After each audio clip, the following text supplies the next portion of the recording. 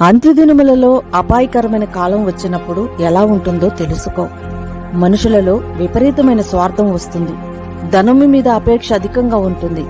గొప్పలు ఎక్కువగా చెప్పుకుంటుంటారు. అహంకారం అధికంగా ఉంటుంది. ఇతరులను దూషిస్తూ ఉంటారు. తల్లిదండ్రులను గౌరవించరు. కృతజ్ఞత కలిగిన మనసుండదు.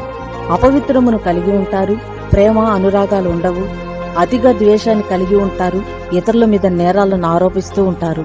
ఇంద్రియ నిగ్రహం ఉండదు. క్రూరమైన స్వభావాన్ని కలిగి ఉంటారు. మంచివారిని ద్వేషిస్తూ ఉంటారు. ద్రోహం చేస్తుంటారు. మూర్ఖత్వం అధికంగా ఉంటుంది. గర్వం అధికంగా ఉంటుంది. దేవుని కంటే సుఖభోగాల యందు అనుభవాలను కోరుతుంటారు. పైకి భక్తిగా ఉంటారు, కానీ దేవుని శక్తిని ఆశ్రయించరు. అటువంటి అపాయకరమైన కాలానికి మనం వచ్చేసాము కనుక ఈ కాలానికి కలిసిపోయి ఆ ప్రకారం నడిచే వారి వద్ద నుంచి తొలగిపోతేనే మనం దేవునికి దగ్గరయ్యేది.